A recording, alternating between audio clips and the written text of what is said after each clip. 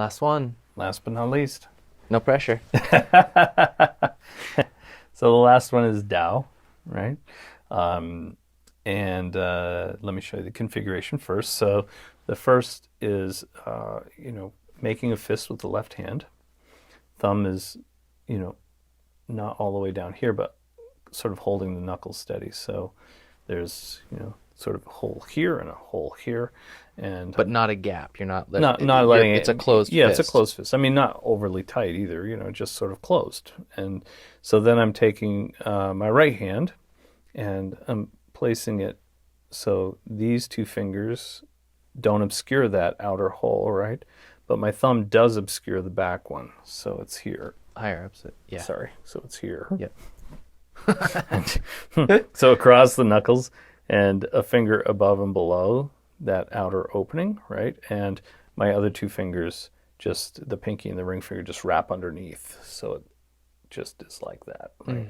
But and the beam comes from this hole, So that's the idea. So Tao, let me show you the diagram so you can see, and it is vertical. We did establish that. So, so yeah. So that's kind of the deal with that one. So that's the diagram, and you're going to direct that to the middle line of this configuration here. Okay, Right in the center. right in the center. On the line. Mm-hmm. Yep. Yep, nice and easy. So this chakra. And can you do just the motion Oh yeah, on that sure, one? sure, I know, sure. just because it's a weird one. And Yeah, absolutely.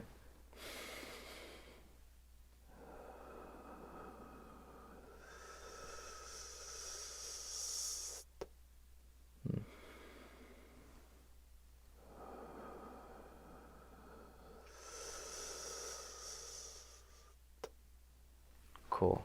Nice Okay. and easy. Yep. So, and this chakra is actually our aura, right? So, sphere of sensation. That's what this one stimulates and controls, and tones and builds.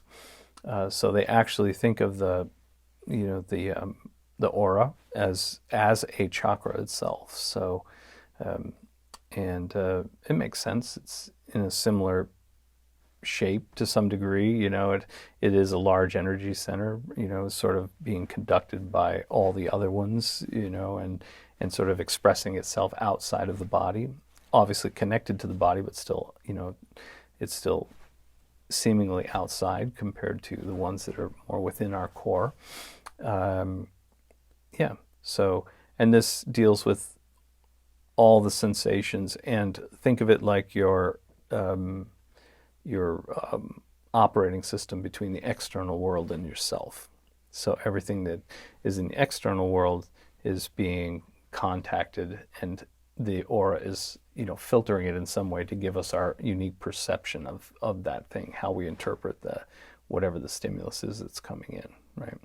So, and of course for us, whatever we're generating energy-wise is going back out into that aura. So there's this circulation of energy that goes back, and when you can see it, it's going to be rotating, and yeah. So and again, it can expand or contract.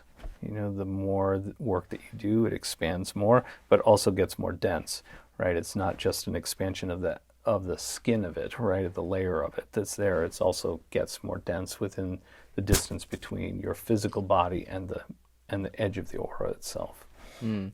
So is it kind of like the coordination, or the coordination between you and like other people or other things in the world, or nature, the environment, things you interact with? Does it have a bearing on that? It does to some degree. I mean, you're going to have, because everything's being filtered through it, so your interpretation, your perception of what's out there is going to be filtered through your aura, through your own energy field, right? So the more dense it is, of course, and the more rapid that it moves, you're going to be more highly sensitive than somebody who's just sort of eking along and barely moving, right? So there are people that, when you look at them and when you see them, that their auras are just sort of really, really slowly moving. You know, it's like sort of stuck in honey or molasses or something like that. So, and then, you know, they have a tendency to not be very conscious. So, again, that's another thing. When it's spinning quickly and it tends to be brighter, and the colors tend to be brighter. It tends to be, you know, more clear colors, not so muddy, and uh, and it allows you to perceive things more clearly. You know, so it allows you to see things more as they actually are, than maybe just the facade that's being projected toward you, or the way other people are seeing it. You see through that. So, and your aura is when it's more dense like that and more clear and moving more quickly, it gives you that heightened sensitivity to sort of cut through the glamour of whatever's going on, and really focus your attention on the parts of what you're seeing that are actual. So that's when we see Truth. people, truth. So we see people that, it's that don't judge a book by its cover, right? Mm. So it's like we see that there's, the cover's tatty, but it's like the information in it is fantastic, right? It's a real treasure. So it's like that, how do we, see other people in that vicinity too? What are the things that are great about them that we can attach to and learn from, and sort of engage with in that way. And all situations in life, right? It doesn't have to be just people, right? So it's every situation has that. You have the ability to sort of see through it, discern what's really going on there, and act on the truth. Mm. And now you've talked about how, as our sphere grows in density, let's say, Mm-hmm. it also provides a certain amount of insulation from distracting thoughts Mm-hmm. and kind of the bombardment of what's going on around us. Do you also is this that chakra, Yes. that field of, yeah, yeah? So as we practice that, we can expect that kind of Clarity. clarity, right? Yeah, I was gonna say insulation, but I think that you can have a negative connotation with insulation because Sure. it's like, oh, I'm separating myself. I'm not be connected to people as much or whatever. But it's really that, yeah, that makes more sense. Your Yeah, own. because what is seeing clearly, what is clairvoyance? What is seeing clearly?